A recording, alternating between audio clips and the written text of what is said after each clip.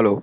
सभी लोगों का स्वागत है political science with smart city channel पर। और हमारा जो कॉन्सेप्ट सीरीज स्टार्ट कर रहे हैं हम लोग हैं, जो प्रीवियस ईयर क्वेश्चन आए उससे कॉन्सेप्ट निकालेंगे, उससे हम लोग रीड करेंगे जिससे आसानी से और पीवाईक्यू भी हमारे सॉल्व होते रहे। तो स्टार्ट करते हैं।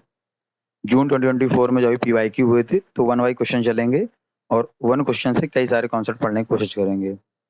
पहला क्वेश्चन एक आया था, Marxist hold that society is characterized by. मार्क्सवादियों का मानना है कि समाज की विशेषताएं क्या होती हैं?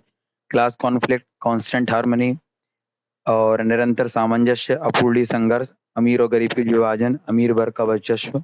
ऑप्शन दिए थे तो इसमें आसानी से हो जाता था, बट मार्क्सिस्ट को हमको समझना है कि मार्क्सिज्म मतलब क्या धाराएं रखता है, जिससे आगे क्वेश्चन अगर इससे कोई डिफिकल्ट बनता है तो हम लोग आसानी से चीजों कर सकें।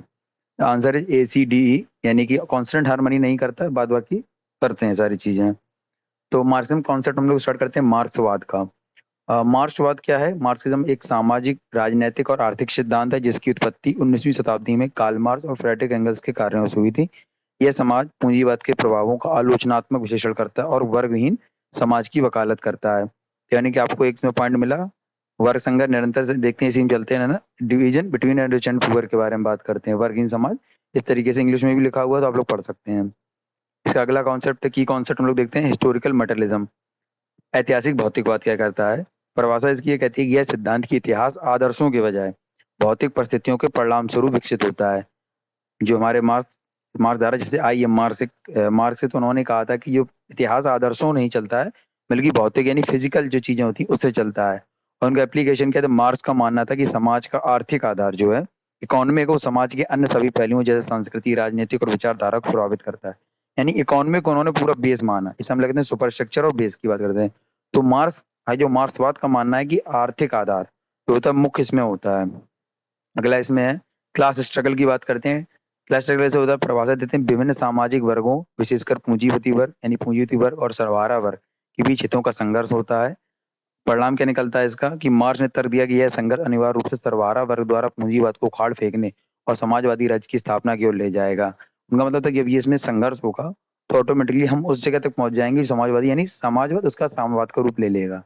नेक्स्ट टॉपिक है लेबर थ्योरी ऑफ वैल्यू। इसी में निकलता है कि परिभाषा की किसी वस्तु का मूल्य उसके उत्पादन और निवेश किए गए सामाजिक रूप से आवश्यक श्रम समय की मात्रा से निर्धारित होता है। यानी कोई वस्तु की लेबर तैयार कर रही थी तो उत्पादन में निवेश किए गए जो सोशल उसका वर्क है उसमें जो श्रम की मात्रा थी उससे निर्धारित होता है लेबर थ्योरी, यानी इसे कहते हैं सरप्लस वैल्यू, यहीं आ जाता है।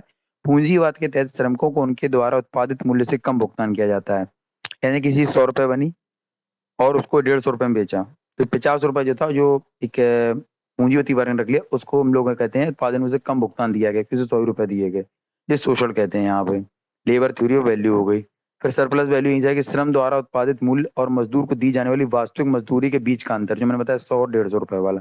और यह अधिशेष मूल्य पूंजीवती द्वारा हड़प लिया जाता है जिसमें कुछ लोगों के हाथ में धन का संचय हो जाता है और मजदूर पर दरिद्र हो जाता है। उसके बाद एलिनेशन की थ्योरी दी है। मार्क्स ने वह कहता है वह प्रक्रिया जिसके द्वारा श्रमिक अपने श्रम के उत्पादों, अपनी मानवता और अपने एक दूसरे से दूर हो जाते हैं। यानी वो अपने आप से घृणा करने लगता है, सोसाइटी से करने लगता है, अपने उत्पादन से भी करने लगता है। संदर्भ क्या है? पूंजीवादी व्यवस्था में श्रमिक अपनी श्रम शक्ति बेच देते हैं और उत्पादन के साधनों और उनके द्वारा बनाए गए उत्पादों पर नियंत्रण खो देते हैं। उसके बाद अगला इसका जो निकलता है, revolution and dictatorship of the proletariat. यानी कि जो रिवॉल्यूशन किया जाएगा, प्रोलिटेरिएट मतलब क्रांति की जाएगी। मार्क्स ने भविष्यवाणी की थी कि सर्वहारा वर्ग क्रांतिकारी संघर्ष में पूंजीवादी वर्ग के खिलाफ खड़ा होगा और सर्वहारा वर्ग की तानाशाही यानी क्रांति के बाद मजदूर वर्ग व पूर्व शासक वर्ग जो थे ये प्रतिरोध को दबाने और समाज को पुनर्गठित करने के लिए एक अस्थायी राज्य का स्थान, जिसे कहते हैं समाजवादी। समाजवाद के बाद आ जाएगा साम्यवादी, जिसे कहते हैं मतलब कोई वर्ग नहीं, कोई सोसाइटी नहीं।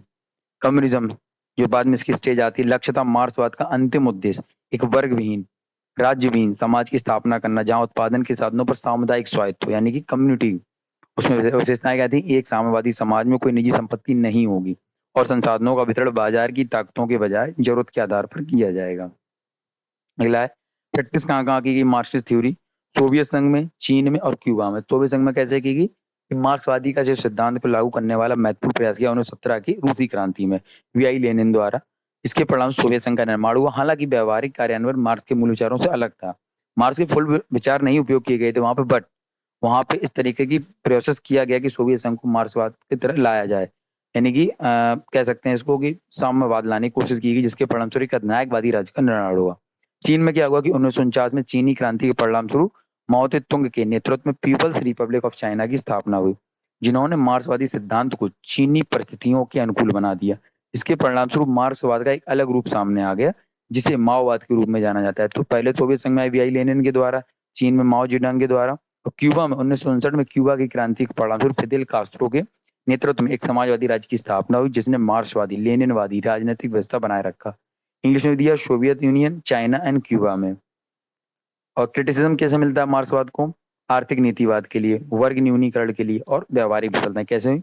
आलोचकों का तर्क रहा है कि मार्क्सवाद जो रहा है वो इतिहास और समाज को आकार देने में आर्थिक कारकों पर अत्यधिक जोर देता है। उनका मतलब मार्क्स का ये था, मार्क्सवाद या मार्क्स जैसे कहें तो आर्थिक एजेंडा देते हैं, मतलब हर चीज आर्थिक से जोड़ देती थी, जिससे इसे क्रिटिसिज्म मिलता है, यहाँ पे आलोचना होती है। वर्ग न्यूनीकरण करते हैं, मार्क्सवाद की अक्सर सभी सामाजिक घटनाओं को वर्ग संघर्ष तक सीमित करने और जाति, लिंग जैसी असमानता के अन्य रूपों की उपेक्षा करने के लिए आलोचना की जाती है। ये वर्ग के लिए क्लास रिडक्शनिज्म की बात करते हैं। व्यवहारिक विफलताएं कैसी रही कि मार्क्सवादी सिद्धांत के व्यवहारिक कार्यान्वयन विशेष रूप से सोवियत संघ और अन्य समाजवादी राज्यों में हुआ है, अक्सर अधिनायकवाद और आर्थिक क्षमता तक जन्म दे। मतलब इसका तथ्य समझिए क्या रहा व्यवहारिक में। जैसे कि स्लाइड में हम लोगों ने पढ़ा था कि सोवियत संघ में अधिनायकवादी राज्य का उदय हो गया था, इसकी वजह से क्योंकि हमने वहां पे बराबर करने की कोशिश की समाजवाद में। इस तरीके से इसकी क्रिटिसिज्म मिलता है। इन्फ्लुएंस कैसे हुआ मार्क्सिज्म? अपनी आलोचनाओं और व्यवहारिक चुनौतियों के बावजूद मार्क्सवाद का आधुनिक विचार आंदोलनों पर गहरा प्रभाव पड़ा है और आज भी विचारधारा लोग उसमें व्याप्त रहते हैं। इसने समाजशास्त्र, राजनीति विज्ञान, अर्थशास्त्र, साहित्यिक सिद्धांत सहित कई विषयों को प्रभावित किया है और समकालीन पूंजीवादी समाजों के विश्लेषण और आलोचना के लिए एक महत्वपूर्ण ढांचा बना हुआ है। Thank you. और इसके साथ में आपको ये छोटे छोटे कॉन्सेप्ट वीडियो मिलेंगी, जिससे आपके कॉन्सेप्ट रिवाइज होते रहें, क्योंकि बड़े कॉन्सेप्ट आप किताब से पढ़ सकते हैं, छोटे कॉन्सेप्ट को आप यहाँ से रिवाइज कर सकते हैं। धन्यवाद।